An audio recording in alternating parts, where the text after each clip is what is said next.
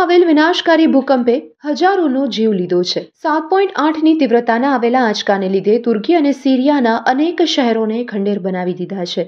તુર્કીમાં આવેલ વિનાશકારી ભૂકંપે વર્ષ 2001માં કચ્છમાં આવેલ ભયાનક ભૂકંપની યાદ અપાવી દીધી હતી। કચ્છની જેમ તુર્કી પણ કઈ રીતે આ ભૂકંપમાંથી બહાર આવી શકે છે, જાણો આ અહેવાલમાં। 26મી જાન્યુઆરી 2001ના દિવસે સવારે 8:46 આવેલા 7.6ની તીવ્રતાના એક ગોજારા ભૂકંપમાં એક અહેવાલ પ્રમાણે કુલ 20,005 મૃત્યુ અને 1,66,812 ઇજાગ્રસ્ત થયા હતા। તેમાં 20,717 લોકોને ગંભીર ઇજા થઈ હતી। કચ્છ જિલ્લામાં 92%થી વધુ મૃત્યુ અને 82%થી વધારે ઇજા નોંધાઈ હતી। તુર્કીમાં આવેલ મૃતકોની સંખ્યા 11,000થી વધુ નોંધાઈ છે, પરંતુ આંક હજી પણ વધવાની આશંકા રહેલી છે। તેવામાં એક ચોંકાવનારો અહેવાલ આવ્યો છે। આ ભૂકંપે ટેક્ટોનિક પ્લેટને આશરે 3 મીટર જેટલી દૂર ખસેડી નાખી છે। ભૂકંપ વિશે માહિતી આપતા કચ્છ યુનિવર્સિટીના અર્થ એન્ડ એન્વાયરમેન્ટ સાયન્સના હેડ ડોક્ટર મહેશ ઠક્કર સાથે વાતચીત કરતા તેઓએ જણાવ્યું હતું કે સોમવારે આવેલા ભૂકંપનું કેન્દ્ર તુર્કીના ગાઝિયાન્ટેપ શહેરમાં આશરે 17.9 કિલોમીટરની ઊંડાઈએ હતું, તો 7.8ની તીવ્રતાના આવેલા આંચકા બાદ 7.5 અને 6.5ની તીવ્રતાના એ જ દિવસે કુલ 3 ભૂકંપના આંચકાઓ આવતા આવી મોટી દુર્ઘટના ઘટી હતી। આ શહેરમાં આશરે 20 લાખ લોકો રહે છે। અરેબિયન ટેક્ટોનિક પ્લેટ ઉત્તર તરફ ખસતા આ પ્રલયકારી ભૂકંપ આવ્યો હતો। તુર્કી ભૂકંપ અંગે સંવેદનશીલ એટલા માટે છે કે તે એવી ફોલ્ટ લાઇન ઉપર રહેલું છે કે જ્યાં એન્ટોલિયન પ્લેટ, અરેબિયન પ્લેટ અને યુરેશિયન પ્લેટ સાથે જોડાયેલા છે। તુર્કીમાં ભયાનક ભૂકંપે સમગ્ર દેશને હચમચાવી નાખ્યો છે। ગત સોમવારે સવારે આવેલા ભૂકંપે લોકોને બચાવવાનો મોકો પણ નથી આપ્યો। જ્યારે ભૂકંપ આવ્યો તો લોકો ગાઢ ઊંઘમાં હતા। તુર્કીની ટેક્ટોનિક પ્લેટ 5થી 6 મીટર સુધી ખસેડી શકે છે।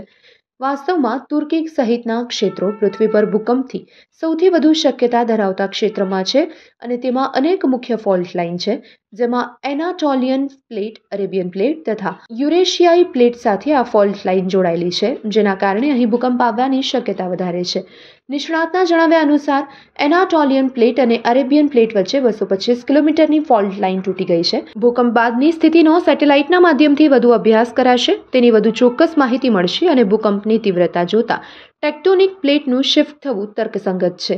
કચ્છમાં આવેલા ભૂકંપ બાદ તત્કાલીન વડાપ્રધાન સ્વર્ગસ્થ અટલ બિહારી વાજપેયી અને ગુજરાતના તત્કાલીન મુખ્યપ્રધાન નરેન્દ્ર મોદીએ કચ્છ માટે જે વિકાસની રૂપરેખા તૈયાર કરી હતી તેનું પરિણામ હાલમાં જોવા મળી રહ્યું છે। પ્રવાસન ક્ષેત્રે કચ્છ રણોત્સવ અને ઉદ્યોગોમાં મુન્દ્રા, અદાણી પોર્ટનો વિકાસ તેનો બોલતો પુરાવો છે।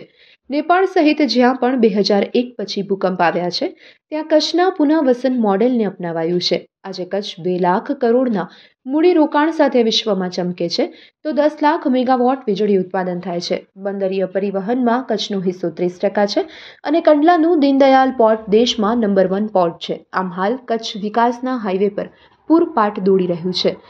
દુનિયાભરના દેશોના હજારો સહાય કર્મચારીઓ કાર્યરત છે, પરંતુ માત્ર તુર્કીમાં 6,000થી જ વધુ ઇમારતો પડી ભાંગી છે। આ કાટમાળ ખસેડવાના પ્રયાસો પણ અપૂરતા થઈ રહ્યા છે। જો તુર્કીમાં પણ યોગ્ય ડિઝાસ્ટર મેનેજમેન્ટ અને બચાવ કામગીરી કરવામાં આવે તો લોકોનો જીવ બચાવી શકાશે અને અન્ય દેશો પણ મદદે આવી જ રહ્યા છે, તો સાથે જ કચ્છના પુનઃવસન મોડેલને અપનાવવામાં આવશે તો કચ્છની જેમ તુર્કી પણ ફરી બેઠું થઈ શકે છે। આવો આ અંગે વધારે સાંભળીએ કચ્છ યુનિવર્સિટીના અર્થ એન્ડ એન્વાયરમેન્ટ साइंसना हेड डॉक्टर महेश ठक्कर ना शब्दों में आया अभी 2 दिन पहले और उसमें जो पहला झटका आया जो 7.8 मैग्नीट्यूड का है, इसके बाद जो दूसरा झटका उसी दिन 7.5 मैग्नीट्यूड का और इसके बाद 6.5 मैग्नीट्यूड का एक ही दिन में 3 बड़े बड़े झटके आए जो सामान्यतः होता नहीं है बड़े भूकंप में। अभी कंपैरिजन की बात जब आप कर रहे हो 2001 का भूकंप जो कच्छ का है, जो हम इसको इंट्राप्लेट अर्थक्वेक बोलते हैं, जैसे कि प्लेट का बाउंड्री होता है उससे कई किलोमीटर दूर था हमारा अर्थक्वेक, जिसलिए हमारी प्लेट बाउंड्री जो है वो कार्लसबर्ग रिज बाउंड्री है, उससे 400 किलोमीटर दूर हमारी जो भूकंप की लाइन थी साउथ वागड़ फॉल्ट और कच्छ मेनलैंड फॉल्ट लाइन, वो इतना दूर था, इसलिए उसको प्लेट बाउंड्री अर्थक्वेक बोलते हैं। जबकि टर्की का जो अर्थक्वेक है वो कुछ अलग है, वो प्लेट का बाहरी हिस्सा भी नहीं है और आंतरिक हिस्सा भी नहीं है, उसको हम ट्रांसफॉर्म फॉल्ट बाउंड्री बोलते हैं। ट्रांसफॉर्म फॉल्ट बाउंड्री जो मेन जो अर्थक्वेक कॉजेटिव अर्थक्वेक फॉल्ट है, उसका नाम है अनातोलियन फॉल्ट, जहां एक अरेबियन प्लेट और नॉर्थ वेस्ट में आई हुई अनातोलियन प्लेट, इस दोनों प्लेट का टकराव से नहीं लेकिन घर्षण से हुआ है। एक दूसरे के सापेक्ष वो लेटरल घूमती है, तो इससे ये अर्थक्वेक जो आता है वो करीबन 200 साल में पहला इतना बड़ा अर्थक्वेक आया था। अगर उसी टर्की का जो अनातोलियन फॉल्ट लाइन की बात करते हैं तो करीबन 200 साल पहले 1822 में 7.5 मैग्नीट्यूड का झटका वहां आया था। उस टाइम 7000 लोग वहां मर गए थे। आज यहाँ वो फिगर जा रहा है करीबन 11,000 से भी ज्यादा जाता है। तो जियोलॉजिकली जब हम कंपेयर करेंगे कच्छ का भूकंप और वो अनातोलियन फॉल्ट का भूकंप, जो प्लेट बाउंड्री का भूकंप बोलते हैं और हमारा प्लेट इंटीरियर भूकंप बोलते हैं, दोनों का रिकरेंस पीरियड बहुत बड़ा होता है। जैसे कि कच्छ का भी रिकरेंस पीरियड है जो 200 साल का है, और हम किसी एक fault line, south Vagad fault line की बात करें तो कहीं ज्यादा हो सकता है।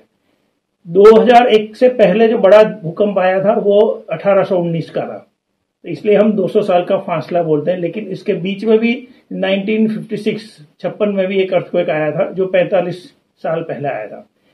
इससे पहले 1845 में भी अर्थक्वेक आया था। तो ये जो छोटे छोटे भूकंप होते हैं 6 मैग्नीट्यूड से 7 मैग्नीट्यूड के बीच में, उसकी शायद रिकरेंस पीरियड कम होता है, लेकिन 7 मैग्नीट्यूड से ऊपर का जो रिकरेंस पीरियड प्लेट में 6 मैग्नीट्यूड से 7 मैग्नीट्यूड के बीच में, उसकी शायद रिकरेंस पीरियड कम होता है, लेकिन 7 मैग्नीट्यूड से ऊपर का जो recurrence period plate boundary earthquake में बहुत बड़ा होता है।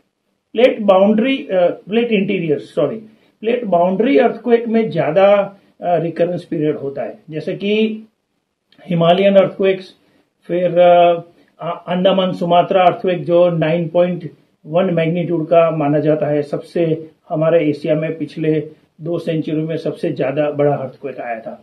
तो ये सब अर्थक्वेक की हम जब तुलना करते हैं तो Andaman Sumatra earthquake plate boundary earthquake है, जिसमें सबडक्शन जोन बाउंड्री बोलते हैं। एक इंडियन प्लेट बर्मा प्लेट के सापेक्ष नीचे धंसती रहती है। हमारा भूकंप जो था 2001 का भूकंप प्लेट इंटीरियर भूकंप बोलते हैं। अनातोलियन फॉल्ट का प्लेट बाउंड्री भूकंप बोलते हैं, लेकिन उसमें एक प्लेट दूसरी प्लेट के सापेक्ष नीचे नहीं धंसती, लेकिन साइड बाय साइड धंसती है। तो ये तीनों में ये डिफरेंस है। जिन तीनों में 2 जो प्लेट बाउंड्री भूकंप है उनका रिकरेंस पीरियड कम होता है, जबकि हमारा मतलब प्लेट इंटीरियर अर्थक्वेक का रिकरेंस पीरियड, मतलब दूसरी बार आने का जो पीरियड है वो बड़ा होता है। भूकंप से बाहर आना मतलब हम इसको रोक नहीं सकते, पहली बात यह है।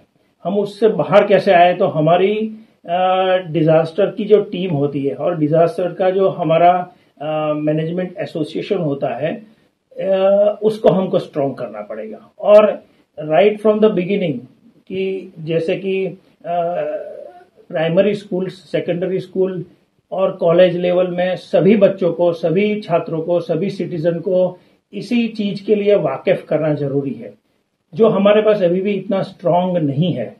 हर बच्चे को डिजास्टर मैनेजमेंट, या तो भूकंप हो या साइक्लोन हो या सुनामी हो या तो बाढ़ हो, इन सब चीजों के लिए उनको अगवा करना चाहिए कि ये चीज आ सकती है, क्योंकि किसी एक आदमी की लाइफ में एक बार आ सकती है। इसलिए हमको शुरू से सिखाना जरूरी है, लेकिन आती जरूर है। किसी भी एक डिजास्टर को आना तो है ही। हम जब कच्छ में बैठे हैं तो कच्छ में तो हर चीज है सिवा वॉल्केनो, इसलिए हम उसको रोक नहीं सकते, लेकिन हम उसके लिए तैयार हो सकते हैं। जैसे कि हमारे पास रेस्क्यू टीम आज भी नहीं है। 2001 के भूकंप के बाद 22 साल के बाद भी हमारे पास रेस्क्यू टीम नहीं है। हम रेस्क्यू अगर अभी आज आ गए तो रेस्क्यू टीम कहां से लाएंगे? हम बाहर से इंपोर्ट कर सकते हैं। हमारी खुद की रेस्क्यू टीम बहुत तगड़ी होनी चाहिए।